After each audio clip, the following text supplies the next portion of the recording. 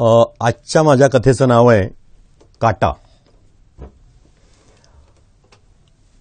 भारतामध्ये एक अशी म्हण आहे, उत्तम शेती, मध्यम व्यापार आणि कनिष्ठ नोकरी.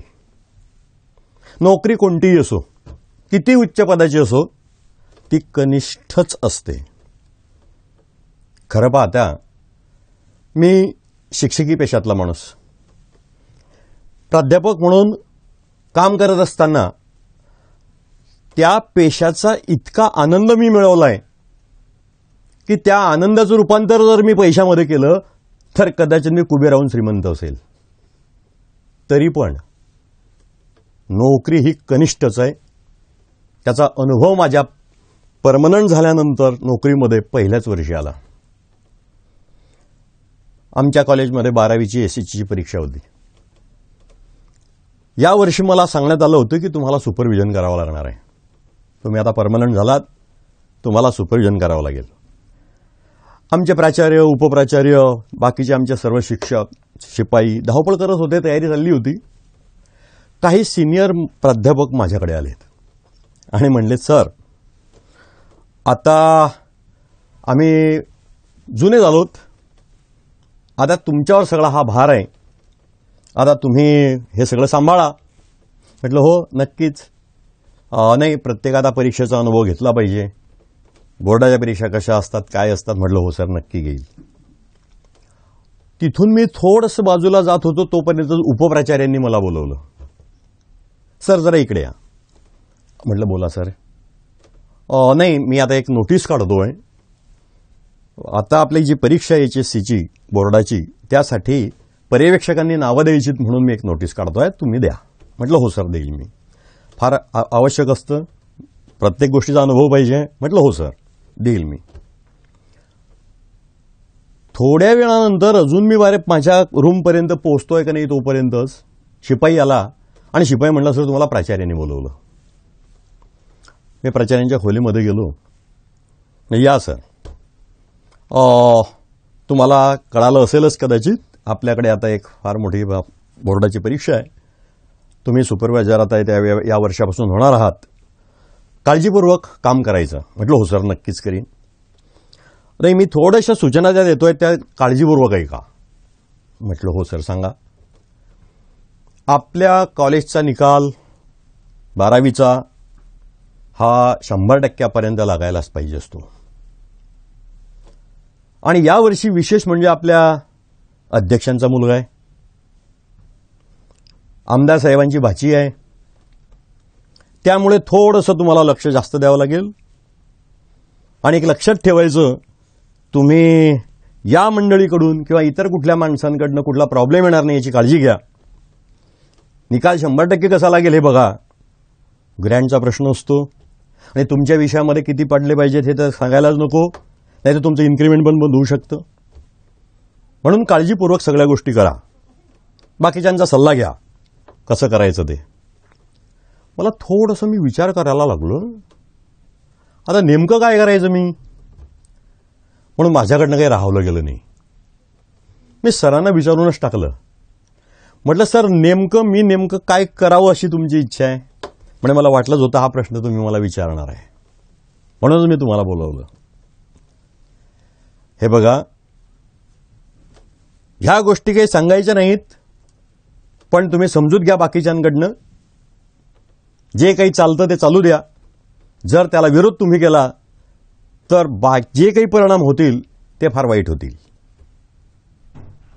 काही गुंड पोरं असतात, काही चाकू दाखवतात, काही शाई शिंपटतात, काही काचकुऱ्या टाकतात, काही माऱ्यामाऱ्या करतात. त्यामुळे त्या बाकीच्या ज्या काही गोष्टी असतात त्याच्याशी आमचा काही संबंध नसतो. त्रास तुम्हाला होईल, म्हणून काळजीपूर्वक गोष्टी करा. ठीक आहे सर. मी बाहेर पडलो आणि खरं म्हणजे मला भीती वाटायला लागली. आता मी नेमकं काय करायचं आहे. माझ्या लक्षात आलं की मला विद्यार्थ्यांना कॉप्या करू द्यायच्या आहेत, ते म्हणतील तसं करू द्यायचं आहे आणि कदाचित त्यामध्ये भानगड होण्याची शक्यता आहे. माझ्या डोक्यामध्ये एकच विचार की समजा माझ्या वर्गामध्ये कॉपी चालू आहे आणि बोर्डाची गाडी आली दक्षता विभागाचे अधिकारी आले आणि त्यांनी माझ्यावर काही ॲक्शन घेतली तर माझं काय होईल, कारण मी गरीब फॅमिलीतला, नोकरीची गरज असलेला. काय करावं डोक्यामध्ये विचार सुरू झाले, पण नोकरी होती, काम करणं क्रमप्राप्त होतं. दुसऱ्या दिवशी कॉलेजमध्ये गेलो आणि नोटीस आलेली होती, सुपरवायझर्सची नावं द्या. मी पण माझं नाव दिलं आणि सगळ्या माझ्या परत त्या जे मला प्राध्यापक अगोदर भेटले होते ते पण भेटले. का हो दिलं का नाव? म्हटलं हो सर दिलं. अच्छा मग ठीक आहे. उपप्राचार्यांनी पण विचारून घेतलं, का हो दिलं का नाव? म्हटलं हो सर दिलं. आणि हे बघा, आता एक पहिली त्याच्यामध्ये सूचना आहे की आपली पहिली मीटिंग आहे सुपरवायझर्सची, त्या मीटिंगला हजर राहा. म्हटलं ठीक आहे सर. दिलेल्या वेळेला मी सुपरवायझर्सच्या मीटिंगला हजर राहिलो. आमचे जे चीफ कंडक्टर होते त्यांनी मला काही सूचना दिल्या, ए फॉर्म कसा भरायचा, बी फॉर्म कसा भरायचा, ॲब्सेंट रिपोर्ट कसा भरायचा. आणि त्यांनी आम्हाला एक ऑर्डर दिली की या ऑर्डरनुसार तुम्ही आता परीक्षेला जायचं आहे, या तारखेपासून सकाळच्या सत्राला तुमचं सुपरविजन कधी आहे, कोणत्या पेपरला आहे, किती तारखेला आहे, दुपारून आहे का सकाळून आहे. ती नोटीस मी घेतली आमची आणि तिथून जायला लागलो. हॉलमधनं बाहेर पडलो आणि मला जे प्राध्यापक अगोदर भेटले होते ते मला भेटायला आले. म्हटलं काय रे घेतली ऑर्डर? म्हटलं हो सर मिळाली, हे अशी आहे. लगेच एकाने खिशातनं चिटोरं काढलं, सर हे ठेवा जवळ. म्हटलं काय आहे? मुलगा आहे ना माझा. अरे बापरे. दुसरा आला, त्याने पण एक चिटोरं दिलं, हा नंबर ठेवा तुमच्याकडे. मुलगी आहे ना माझी. माझ्या आता लक्षात आलं की हे लोक मला या 3 दिवसापासून का सांगतायत. लगेच थोडासा पुढे झालो तोपर्यंतच उपप्राचार्यांनी मला रस्त्यातनं जाताना दिसले, त्यांनी पण मला हात दिला, इकडे या. मी गेलो, काय मिळाली का ऑर्डर? हो सर. म्हटलं मिळाली. व्यवस्थित काम करायचं आहे काळजीपूर्वक? म्हटलं हो सर. आणि त्यांनी पण एक चिटोरं काढलं. मला आश्चर्यच वाटलं. केविलवाणे हसले, नात आहे माझी, मुलीची मुलगी आहे. म्हटलं हो सर, ठेवली खिशामध्ये.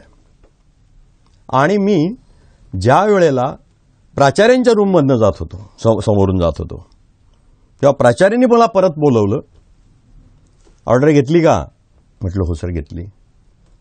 सूचना लक्षात आहेत सगळ्या? म्हटलं हो सर. नाही नुसतं हो म्हणून चालणार नाही. आमदार साहेबांची भाची आहे, आठवण करून देतो. अध्यक्षांचा मुलगा आहे, आठवण करून देतो. कुठला प्रॉब्लेम क्रिएट व्हायला नकोय. काही प्रॉब्लेम क्रिएट झाला तर माझी जबाबदारी असणार नाही. त्यांनी दमच दिला. काय करावं, परत भीती वाटली. आता टाइम टेबलनुसार अजून 2-4 दिवस होते परीक्षेला. परीक्षा पहिला दिवस सूचना होती 1 तास अगोदर यायचं पेपरच्या. मी अगदी पहिल्यांदा सुपरविजन करायचं आहे बोर्डाच्या याचं एक्झामचं म्हणून जरा अगोदरच गेलो. माझ्या कॉलेजच्या आवारात पाय टाकला आणि धक्काच बसला. यात्रा भरली होती.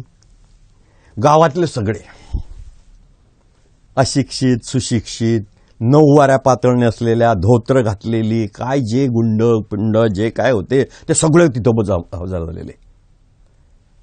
घोडक्याने उभे. मध्ये एक मुलगा, त्याच्या भोवती 4-5 जण, मध्ये एक मुलगा, त्याच्या भोवती 4-5 जण हसताय, खिदळतायत. परीक्षेचा ताण कोणावरही नाही, फक्त माझ्यावरच होता.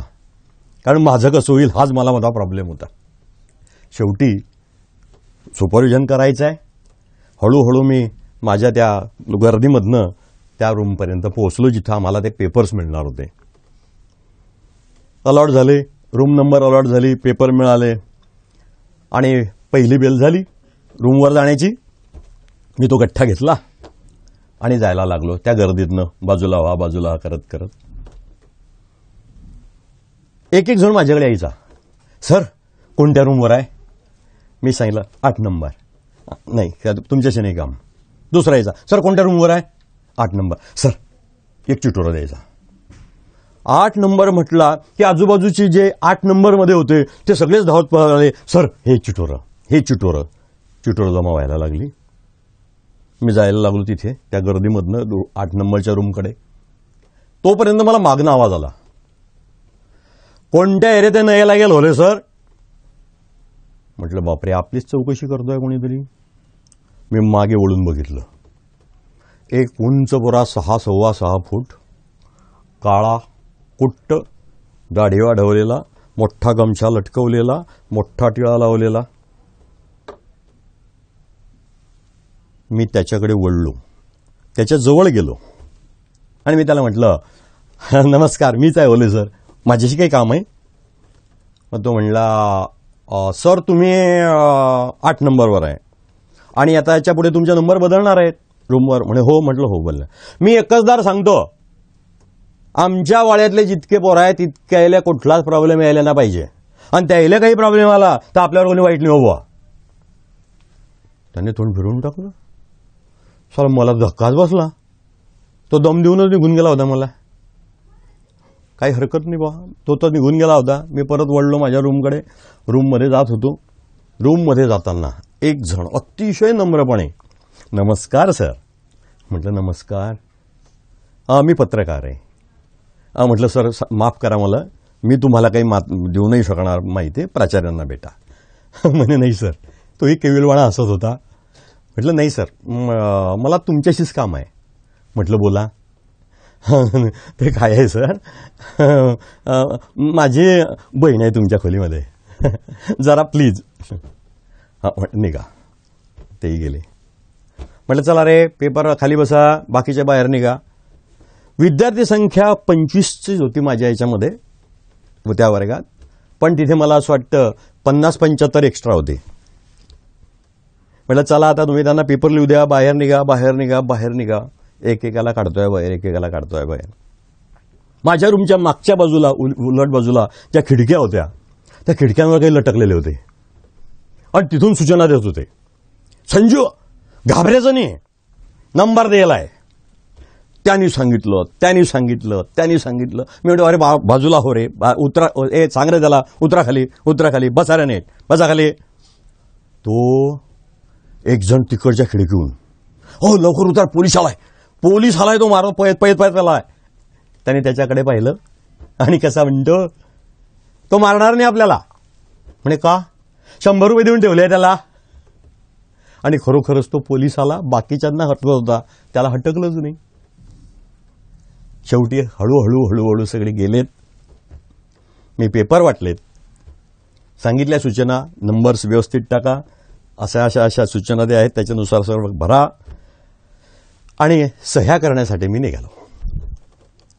तोपर्यंत आमचे बिल्डिंग कंडक्टर आले प्रश्नपत्रिका घेऊन. त्यांनी माझ्या हातात दिल्या, म्हणजे मोजून घ्या.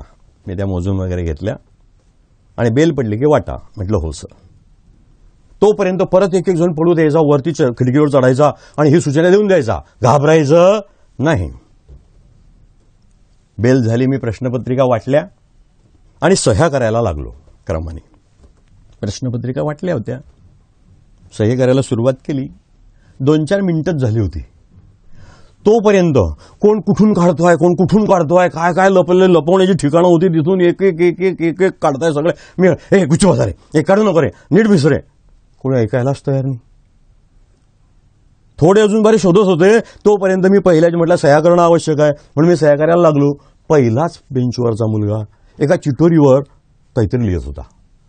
मी त्याला म्हटलं अरे बाबा, तुझ्याकडे आता प्रश्नपत्रिका आहे, पेपर आहे, पेपरवर लिहि ना, त्या चिठोरीवर काय लिहितो. नाही म्हणजे सर प्रश्न पहिला, तो दुसरा लिहितो आहे, तो तिसरा लिहितो आहे. म्हटलं का, बाहेर फेकणे आहे. म्हटलं अरे नीट बैस तू, आणतो पेपर. मी सही करत होतो. सही करत करत शेवटच्या बेंचवर गेलो.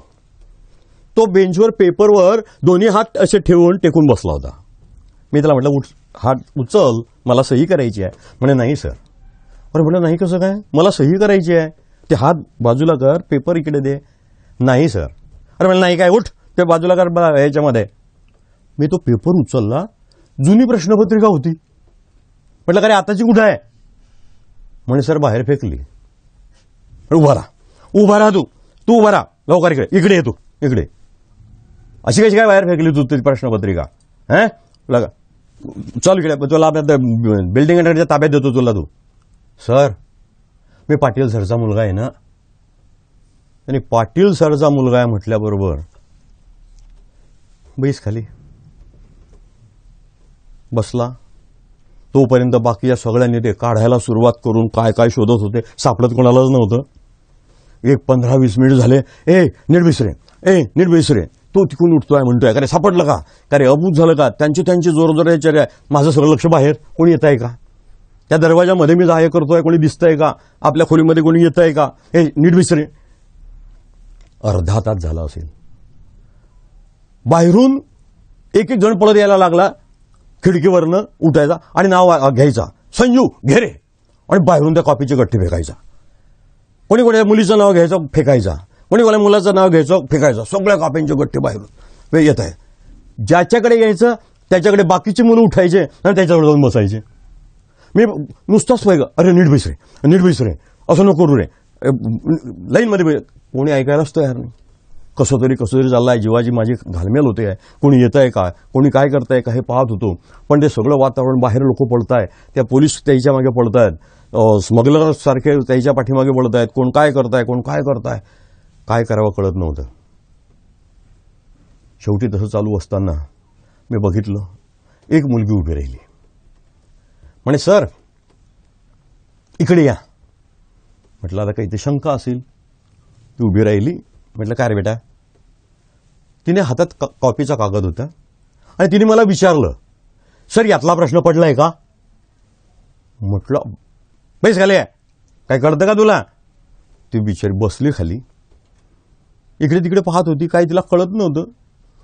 मग शेवटी मी बघायचं नाही कोणी, लिहा पेपर लिहिण्याकडे लक्ष द्या सांगत होतो त्यांना. एक मुलगा सारखा शर्ट वर करायचा, हात मध्ये घालायचा आणि कशीतरी शोधायचा आणि काढायचा, पाहत राहायचा. त्याने एकदा पाहिलं, दोनदा पाहिलं, काय सापडत नव्हतं. तो शर्ट वर करायचा तेव्हा ते विचित्र, ते सगळ्यांच्या लक्षात यायचं. मी म्हटलं अरे उभा राहतो तू, काय ते शर्ट का वारंवार वर करतोय. म्हणजे काही नाही सर, माझ्याकडे काही नाही आहे, उभा राहा. मी त्याला त्याचा शर्ट वर करायला लावला. त्यांनी एकेका प्रकरणाच्या अशा पुरचुंड्या करून त्या बेल्टच्या पट्ट्याला लावल्या होत्या, जसं की त्या बंदुकीच्या गोळ्या लावलेल्या असतात. आणि पुढे एक अनुक्रमणिका होती की ज्याच्यावर या नंबरची कोणत्या चॅप्टरचा आहे हे त्याच्यावर लिहिलेलं होतं. म्हटलं काढते, ते काढते. सर तुम्ही ना ओळखलं नाही मला, सोनवणे हवालदाराचा मुलगा आहे ना मी. बैस खाली. काय परिस्थिती झाली होती माझी. तो बसला, सगळे तसंच पेपर लिहित आहेत, काय करावं कळत नव्हतं. तो काहीतरी लिहितोय, काय लिहितोय कळत नव्हतं, तर चाललाय. शेवटी बेल पडली, पहिला पेपर संपला, पेपर जमा केले आणि त्या गर्दीतनं मी बाहेर आलो. बाहेर येत होतो, मुलांचा आरडाओरडा इतका जोरात होता, सर्वजण हातातल्या त्या कागदांचे चिरोट्यांचे ते चिटोरे करून अशा आकाशात उडवत होते, कसला तरी आनंद व्यक्त करत होते. माझ्या मनाला ज्या यातना होत होत्या त्या यातना मी कोणाजवळ व्यक्तही करू शकत नव्हतो, दाखवू शकत नव्हतो. हे चाललंय काय विचार करून करून डोकं फुटायची वेळ होती, पण त्याचं उत्तर मात्र त्यावेळेला माझ्याकडे नव्हतं. पहिला पेपर झाला, दुसरा पेपर, तशीच गर्दी, तसंच पळापळ, तशीच सुरुवात, त्याच पद्धतीने. आता यावेळेला मी तिसऱ्या मजल्यावर होतो. तिसऱ्या मजल्यावर मी पेपर वाटतोय, ते दिले सगळे वाटले, पोरांनी त्याच पद्धतीने सुरू केलं. मागच्या बिल्डिंगवरनं तसेच मुलं चढतायत, तसेच पळतायत, जिन्यातनं चढतायत, पळतायत, तेच चाललंय. काय करावं कळत नाहीये, मुलांनाशी काय बोलावं कळत नाही, कारण कोणी ऐकायच्याच मूडमध्ये नाही. पेपर लिहितायत, काय लिहितायत हे त्यांनाही माहिती नाही, पण पेपर लिहितायत. एवढ्यामध्ये एक पोलीस हवालदार जरा जाड शरीराचा होता, धापा टाकत 3 जिने चढून वर आला. त्या वर्गात, माझ्या वर्गात त्याचा मुलगा होता. पळत गेला आणि कॉपीची बंडल त्याच्या मुलाजवळ दिली. मी पाहत होतो. तो बाहेर निघा, त्याला मुलाला कॉपी देऊन बाहेर आला आणि तो एकदम मटकन खाली बसला. मी त्याच्याजवळ गेलो, म्हटलं साहेब काही झालं का. म्हणजे मला चक्कर येतोय. तो चक्कर येतोय म्हटल्यानंतर मी त्याच्यावर बसलो. म्हटलं साहेब जरा बसा, शांत व्हा, लिहितोय तो पेपर, काय तुम्ही धावपळ करू नका, बसा. आणि पाणीवाल्याला बोलवलं, वॉटर बॉय. म्हटलं अरे इकडे रे, साहेबांना पाणी दे, इकडे यांना पाणी दे. तो म्हणला सर माझ्याकडे पाणी नाही आहे. हा मग त्या बादलीत काय आहे? कॉप्यांचे गठ्ठे आहे, पोरांना वाटायचे आहे. परत धक्का. काय करावं काही कळतच नव्हतं. पोरं काय लिहितायत माहिती नाही, बाप काय करतायत माहिती नाही, पालक आपल्या पोरांसाठी काय करतायत हे पालकांना माहिती नाही. कसे तरी पोरं ते त्या ठिकाणी पेपर लिहितायत. तिथून त्याच वेळेला आमचे बिल्डिंग कंडक्टर आले. बिल्डिंग कंडक्टर आले. मी म्हटलं हे साहेब आले राहिले, नीट बसा, लाईनमध्ये बसा, साहेब आले नीट बसा. आमचे बिल्डिंग कंडक्टर साहेब उभे राहिले आणि म्हटलं इकडे लक्ष द्या रे सगळे. हे बघा पूर्ण पेपर लिहायचा आहे 100 मार्कांचा, व्यवस्थित लिहा, काळजी करायची नाही, घाईगर्दी करायची नाही, व्यवस्थित लिहा. आणि हे बघा जे कामाचं नशीन ना ते या डब्यात टाका. धक्काच बसला. जे बिल्डिंग कंडक्टर सांगतायत जे कामाचं नशीन तुमच्या जवळचं ते त्या डब्यात टाका, कारण शिपाईजवळ एक डब्बा होता. आणि पोरांनी फटाफटा ते काढलं होतं, टराटर पडताय, याच्यात टाकताय नव्हतं. एक डब्बा, दुसरा डब्बा भरला, तो पळत पळत फेकून येतोय, त्या दुसऱ्या वर्गातनं फेकून येतोय. बाहेर बघितलं ते सगळे कॉपीचे ढीग तिथे जमा झालेले, त्याला पेटवलेलं होतं आणि त्या पेटवल्याच्या ज्वाळा आकाशाकडे झेपावत होत्या. मी विचार करत होतो हे सरस्वती मातेचं मंदिर, अरे ज्या मंदिरामध्ये सरस्वतीलाच पेटवलं जात आहे ती सरस्वती यांना प्रसन्न होईलच कशी? पण ते माझेच विचार होते. कोण ऐकायला तयार नव्हतं, कोण पाहायला तयार नव्हतं. सर निघून गेले. तोही पेपर संपला. माझ्या डोक्यात परत तेच विचार, या मुलांचं होणार कसं काय, हे करतील काय पुढे? पुढचा पेपर तर इंग्रजीचा होता. डबल तयारी केलेली मुलांनी. एक सेट जर पकडला गेला तर दुसरा सेट पाहिजे कॉपींचा. बाहेरचे तसेच तयार असलेले सगळे. आता बाहेरून फेकणारे, कॉप्या फेकणारे कोण होते? त्यांना काही कळत होतं का? कोणत्या कॉप्या ते फेकतायत, कशा फेकतायत, ते लिहितोय ते आपण बरोबर देतो आहेत का, हे न समजणारे सगळे होते. त्यामुळे या मुलांचं भवितव्य काय होईल हे कळत नव्हतं. मुलांना फक्त एकच आनंद होता की मी कॉपीतून काहीतरी लिहितोय, पण ते बरोबर लिहितोय का चुकीचं लिहितोय हे मात्र त्यांना कळत नव्हतं. सुरुवात झाली. इंग्रजीचा पेपर होता आणि मला भीती होती की या पेपरला कदाचित बोर्डाची गाडी येणार म्हणून जास्त भीती. पण मुलांचं उलट होतं. इंग्रजीचा पेपर पास झालोच पाहिजे म्हणून जास्तीत जास्त कॉप्या कशा करायच्या हे त्यांचे प्रयत्न. प्रश्नपत्रिका वाटल्यानंतर लगेच सुरू झालं. तो काय पाहतोय, ते काय पाहतोय, कोणी बाहेरून फेकताय, परत कुठेतून पुस्तकं काढतोय, काय काय काय काय सगळं चालू झालं. कॉप्या लपवण्याचे ठिकाणं, अरे सांगायला लाज वाटेल आपल्याला, पण तिथून जे काढतायत मुलं मुली ते आपल्याला पाहायला लाज वाटते, पण त्यांना लाज वाटत नाही की आपल्याकडे कोणीतरी काही पाहत आहे.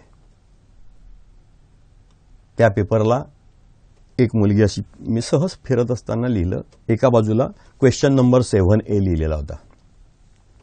त्याच्या समोरच्या पानावर प्रश्न क्रमांक 7A लिहिलेला होता. उत्तर इकडे प्रश्न क्रमांक क्वेश्चन नंबर 7A, इकडे पण मराठीत प्रश्न क्रमांक 7A. सेम हेच उत्तर इकडे. मी तिला सहज विचारलं, म्हटलं का रे बेटा तू हा एकच प्रश्न 2दा का लिहिला? मग म्हणे नाही सर बरोबर आहे. कसं काय? नाही दोन्ही प्रश्न माबापानंच पाठवले आहे. म्हटलं बावळट, एकाच प्रश्नाचे उत्तर तुझ्या बापानी जर 10 पाठवले का तेच लिहिशील का? कळतंय का तुला काय लिहिते ते, काय कळावं तेवढं पण कळत नाही. त्यामुळे बरोबर आहे सर ते. तरीही ती मला म्हणते बरोबर आहे सर ते. काय कळत नव्हतं मला की नेमकं हे पोरं करतायत काय. पुढे गेलो. थोड्या वेळानंतर बाहेर लक्ष ठेवायचं, पोरं करताच आहे तो गोंधळ. मी परत एकाजवळ गेलो. तो लिहित होता the indoor game I like most, निबंध. म्हटलं अरे वा छान, बघितलं काय लिहिलं, काय indoor game I like most. कॉपीतून लिहित होता. वरचंच वाक्य, वरचंच शब्द लिहिला क्रिकेट. मी त्याला म्हटलं अरे तू इंडोअर गेम, तू क्रिकेट कसं काय लिहितोय? नाही म्हणे सर बरोबर आहे. तू मला सांगतो बरोबर आहे, माझ्या काकांनी पाठवला आहे. माझे काका इंग्रजीचे ट्युशन्स घेतात. हा धक्का. काय करावं या मुलांचं, काय होईल यांचं, धक्क्यावर धक्के बसत होते, कळत नव्हतं. एवढ्यामध्ये एक मुलगी कोपऱ्यातनं उठली, दुसऱ्याला विचारत होती, तू एसे लिहिला का? ते म्हणते हो. कोणता लिहिला एसे? हा काय लिहिला एसे? कोणता एसे? अहो म्हणे कोणता एसे? हा काय इथे एसे लिहिलाय ना. तिच्याजवळ जी कॉपी बाहेरून पाठवली होती त्याच्यावर वरती त्या बाहेरून पाठवणाऱ्यानं वरती लिहिलं होतं एसे. तर ती म्हणे हा काय एसे आहे? मी पाहत होतो, का हसावं का रडावं का यांच्यासाठी काय करावं काही सापडत नव्हतं, काही कळत नव्हतं. अशी परीक्षा चालू आहे, हे सगळं घडतंय, काय करावं हे कळत नसताना एक सहज माझं लक्ष कोपऱ्यातल्या एका मुलाकडे गेलं. त्याचा फ्रॅक्चर, उजवा हात फ्रॅक्चर झालेलं होतं, हा गळ्यात बांधलेला होता, तो शेजारी बसला होता आणि रायटर त्याचा पेपर लिहित होता. आता मला माहिती होतं की तो आमच्या गावातल्या एका श्रीमंत माणसाचा नातू होता. मी सहज त्याला विचारलं, म्हटलं का रे तू दुसऱ्यांदा तिसऱ्यांदा बसतोय 12वीला? म्हणे हो सर, इंग्रजीचा पेपरच राहून जातोय. बरं, म्हटलं आता काय ह्या प्रताप केला, काय ऍक्सिडेंट केव्हा झाला? म्हणे नाही सर, ऍक्सिडेंट झालाय. मग खोटं खोटं डॉक्टरांकडनं सर्टिफिकेट घ्यायसाठी ते प्लॅस्टर केलाय. डॉक्टरने खोटं खोटं सर्टिफिकेट देऊन टाकलं, मग मला रायटर भेटला. मग आता माझे बाबा सांगताय मला, आजोबा म्हणत होते काहीही कर, यावेळेला 12वी पास झालाच पाहिजे, तुला इंजिनिअरिंगला टाकणार आहे मी. एकदा इंजिनिअरिंगला टाकलं की मग तुझा प्रश्न सुटून जाईल. धन्य ते आजोबा, धन्य तो मुलगा, धन्य त्याचे वडील, धन्य ते डॉक्टर, धन्य ते रायटर, न धन्य ते सगळंच, आणि धन्य ते आम्ही. हे आम्ही करतोय. काय करावं कळत नव्हतं, उत्तर सापडत नव्हतं. लक्ष सगळं बोर्डाच्या गाडीकडे कोणी येत आहे का म्हणून. वर्गातला गोंधळ कसा थांबवायचा कोणी ऐकायला तयार नाही. त्याच्यामध्येच थोडासा वेळ बाकी होता, तरी चालला होता गोंधळ गोंधळ गोंधळ. एक जणांनी उगीच बाहेर कुठेतरी फटाके फोडले. ते बाहेर फटाके फोडले म्हणून सगळ्यांनी आपल्या जवळच्या कॉप्या फेकल्या. आता सगळ्या म्हटलं काय झालं मला कळलं नाही. म्हणजे सर फटाके फुटले की बोर्डाची गाडी येते. त्यांनी कॉप्या फेकल्या, बोर्डाची गाडी आलीच नाही.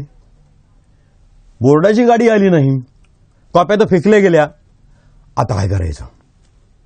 मग का रे तू तो हा लिहिलाय का, का रे तू तो लिहिलाय का. इतकी दयनीय अवस्था मुलांची मी पाहत होतो. हीच ती मुलं की जी वर्षभर नुसता गोंधळ घालतात, काही शिक्षकांना पिरियड घेऊ देत नाहीत, काही नुसती मुलींची टिंगल करतात, काही आईवडिलांकडे लक्ष नाही, आपली परिस्थिती काय याची जाण नाही. हे अशी सगळी मुलं, कदाचित यात चांगले असण्याची शक्यता आहे काही, पण या वाईटांचं प्रमाण एवढं मोठं दिसत होतं की त्यामध्ये हे चांगले कुठे आहेत हे सापडणंच कठीण होतं. तोही पेपर संपला. बायोलॉजीचा पेपर होता. बायोलॉजीचा पेपर होता. मी वर्गात घुसलोच म्हणावं लागलं, कारण त्या वर्गामध्ये इतके मुलं होती की त्यांना काढताना म्हणजे बाजूला करत असताना मला घुसणं हा शब्द जास्त वापरावा लागला. कसा तरी घुसलो, बाहेर काढलं त्या मुलांना, आणि कॉपी द्यायला जी मुलं येत होती त्या मुलांना मी सूचना देत होतो. हे बघा रे, आज बोर्डाची गाडी येण्याची शक्यता जास्त आहे, कोणी आपल्याजवळ कॉप्या ठेवू नका. असल्या तर ठेवा, नाहीतर जर पकडला गेला तर त्याला मी जबाबदार राहणार नाही. एवढ्यामध्ये एक मुलगा खाली पॅन्ट वर करायचा थोडासा आणि कुठून तरी कॉपीचं हे काढायचं आहे, एक कॉपी ती काढली, पाहायचा आणि असा चोळाबोळा करायचा आणि वरतून आपल्या बनियनमध्ये टाकायचा. एकदा टाकलं, दोनदा टाकलं, खालून काढतोय, जमा करतोय आणि बनियनमध्ये वरतून टाकतोय. त्यामध्ये ते संख्या इथे वाढत चालली, एक कॉपी, दुसरी कॉपी, तिसरी कॉपी. नंतर ते असं करता करता करता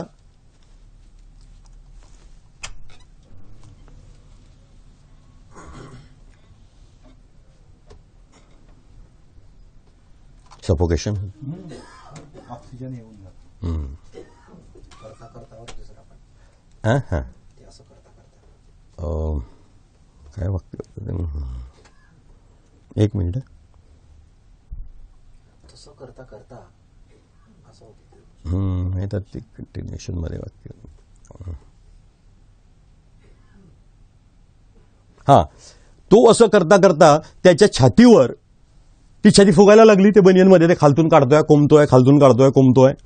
मी त्याला म्हटलं, उभा राहा. अरे काय चाललंय काय तुझं? नाही म्हणजे सर माझ्याकडे कॉपी नाही. अरे म्हटलं मूर्खा, ते 5 मिनिटापासून खालून काय काढतोय, ते चोळे बोळे काय करतोय, ते बोळे वरतून काय टाकतोय, ते छाती काय फुगली आहे, ते दिसतंय कसं, काढ द्या. ते काढलं त्यांनी, माझ्या हातात घेतलं मी आणि पाहायला लागलो आणि मला हसू आलं. मी त्याला म्हटलं, बरोबर आहे, तुला कसं काय सापडेल रे? पेपर बायोलॉजी फर्स्टचा आहे, सगळ्या कॉप्या बायोलॉजी सेकंडच्या आणल्यास तू. त्याचं पुढचं वाक्य त्याने धक्काच बसला मला. म्हणे का पेपर सेकंडच्या आहे त्या? माझी आई तर मला रोज बरोबर काढून देते. हा दुसरा धक्का. आई रोज कॉप्या जाताना, परीक्षेला जाताना बरोबर काढून देते. पहिलीच आई बघितली मी. कारण मला आई माहिती होती, मला शिवबाची आई माहिती होती, मला गांधीजींची आई माहिती आहे, मला विवेकानंदांची आई माहिती आहे. अरे ह्या अशा आया की ज्यांनी आपल्या पुत्रांना असं घडवलं की आदर्श माता कशा असाव्यात हे त्यांच्याकडनं शिकावं. आणि याच्या आईने त्याला चुकीच्या कॉप्या दिल्या. काय करावं कळतच नव्हतं. या मुलांचं होणारच काय, होईलच कसं, विचार करता करता डोकं फुटायची वेळ होती. परंतु माझ्याकडे मी काहीही करू शकत नव्हतो. मी हतबल होतो, कारण मला नोकरी करायची होती. शेवटचा पेपर गणिताचा होता. गणिताचा पेपर आज 100% गाडी येणार हे ठरलेलं होतं. म्हणून सर्वात जास्त परीक्षेची भीती मला होती. मुलांना कुठल्याही मुलाला टेन्शन नाही, ताण नाही, कुठलीही काही शंका नाही. नेहमीप्रमाणे सगळे जमा झालेत, सगळ्या पद्धतीने त्याच पद्धतीने पेपर लिहितात, त्याच पद्धतीने कॉप्या चालल्या आहेत, त्याच पद्धतीने सगळेच्या सगळा गोंधळ आहे. ते चालू असतानाच अचानक आमचे चीफ कंडक्टर आमच्या वर्गामध्ये आले. आता हे आमचे चीफ कंडक्टर जरा साधं व्यक्तिमत्व होतं.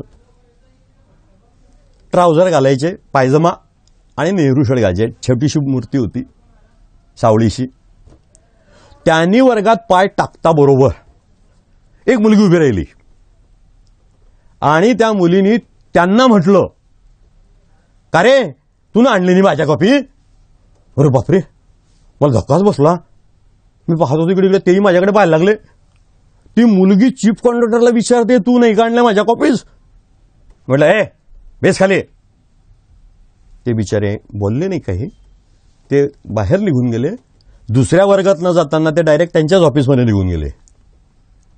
मी रागावलो तिच्यावर, ए मूर्खा, तुला कळतं का तू कोणाशी बोलतीये? ते चीफ कंडक्टर आहेत. नाही ना सर, मा बापानं अशाच या शिपाया सांगाल त्यांना द्यायला, तो जाणार होता माझ्या कॉप्या. म्हटलं, बावळट, तो शिपाई नाही आहे, ते चीफ कंडक्टर आहे, बैस खाली. तो बिचारे ते खाली बसली आणि त्यामध्ये माझं लक्ष सगळं होतं तिकडे बाहेर. आज बोर्डाची गाडी येणार, बोर्डाची गाडी येणार. एवढ्यामध्ये बोर्डाची गाडी येण्याची शिपायाकडनं सूचना मिळण्याच्या अगोदर परत जोरजोरात फटाके फुटले. आता मुलांना असं वाटलं त्यावेळेला गाडी काही आली नव्हती, आताही काही येणार नाही. पण त्यांनी फेकण्याच्या अगोदर शिपाई पळत आला, ए बोर्डाची गाडी आहे फेका, बोर्डाची गाडी आहे फेका. सर्वजण फेकतायत आपल्या जवळचे, कोण खिडकीतनं, कोण कुठनं. बरेचसे लोक माझ्या अंगावर फेकताय.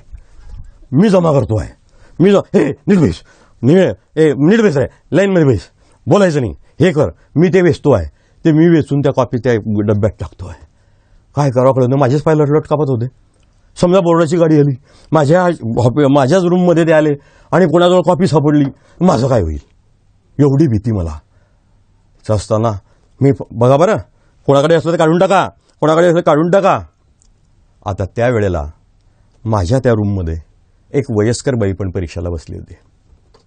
काही तिची परिस्थिती असेल काही, साडी घातलेली होती, तिने ब्लाऊज घातलेलं होतं आणि ती पण कॉप्या करत होती प्रामाणिकपणे.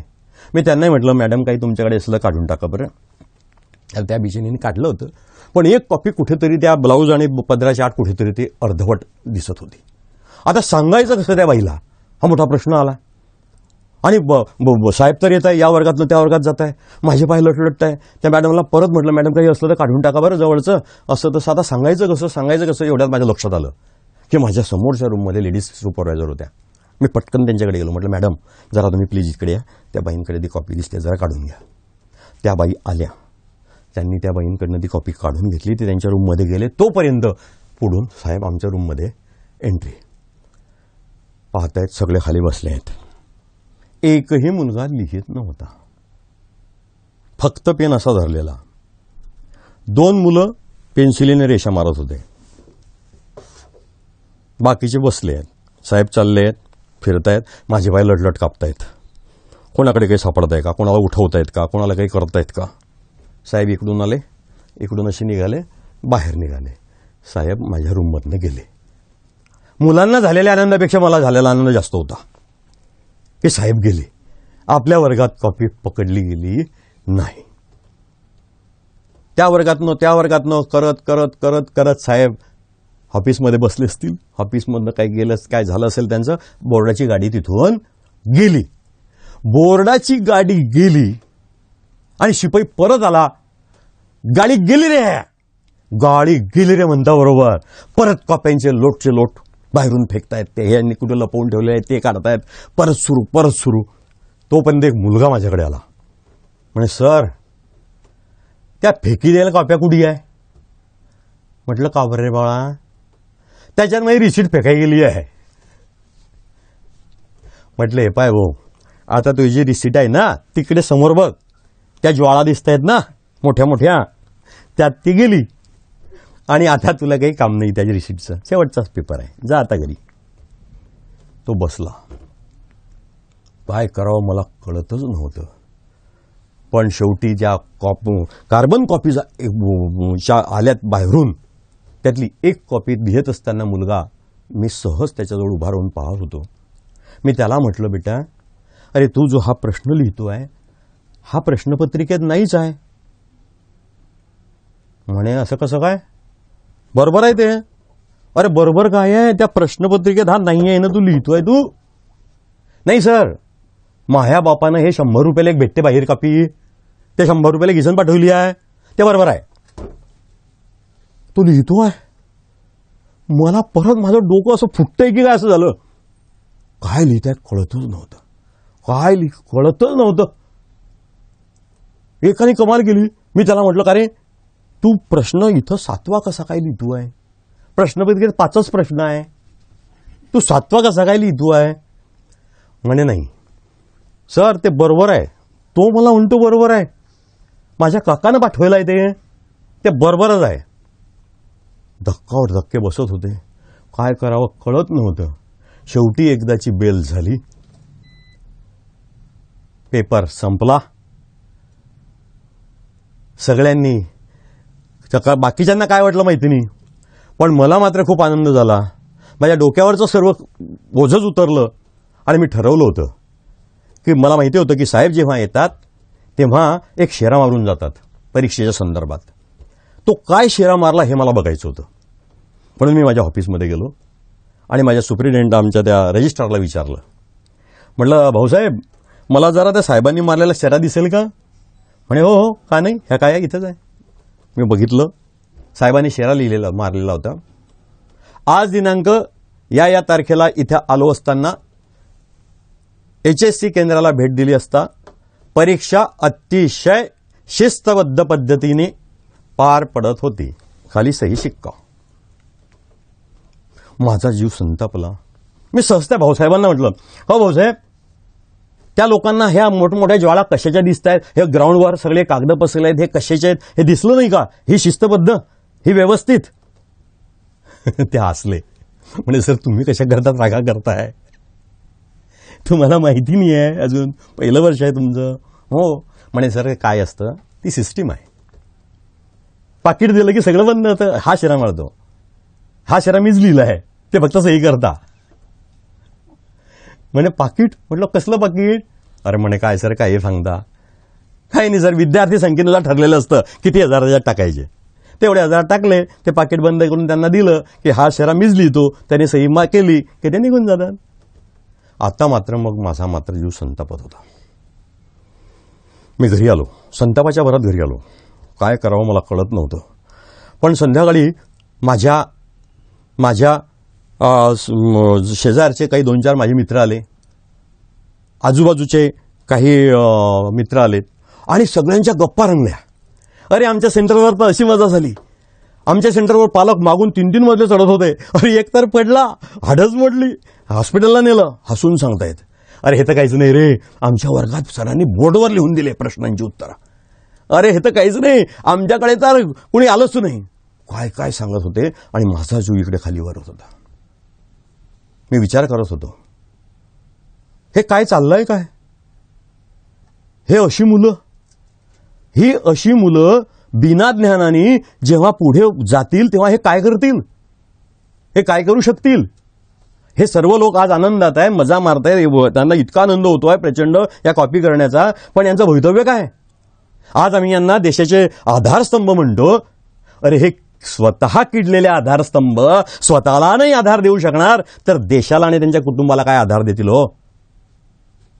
आणि हे बिना ज्ञानाची समजा डिग्र्या मिळवलेली मुलं, समजा हा डॉक्टर झाला आणि याला मी सांगितलं की जा रे आता तू ऑपरेशन कर, काय करेल हा? याला सांगितलं जा रे तू इंजिनियर झाला असाच बिना ज्ञानानं, जा तू आता समुद्रात पूल बांध. काय बांधणार आहे तो पूल? बांधू शकेल? ऑपरेशन करू शकेल? हा लोकांना जिवंत ठेवू शकेल? काय काय चाललंय, काय होतंय काय? आणि मित्र मला हे सगळं शिक्षण क्षेत्र खरं यमुनेचा डोह दिसतोय. हा यमुनेचा डोह हे शिक्षण क्षेत्र दिसत आहे आणि त्यामध्ये हा कॉपीरूपी कालिया त्यामध्ये इतकं विष ओततोय की ते विष पाहून माझे मुलं तडफडताना मला दिसत आहेत. पण दुर्दैव माझं की या कालियाला ठेचणारा कृष्ण मला कुठेही दिसू नये. हाच तो काटा आहे की जो माझ्या मनामध्ये खोलवर रुतलेला आहे. तो खुपतोय मला, तो मला वेदना देतोय, त्रास देतोय आणि मी तो काढायचा प्रयत्न करतोय. पण तो कृष्णाचा मला अजून पत्ता लागला नाही. कारण मला एकच गोष्ट माहिती आहे की जे शाश्वत सत्य आहे आणि ते म्हणजे कष्टाशिवाय फळ नाही आणि ज्ञानाशिवाय यश नाही. यश नाहीच. धन्यवाद.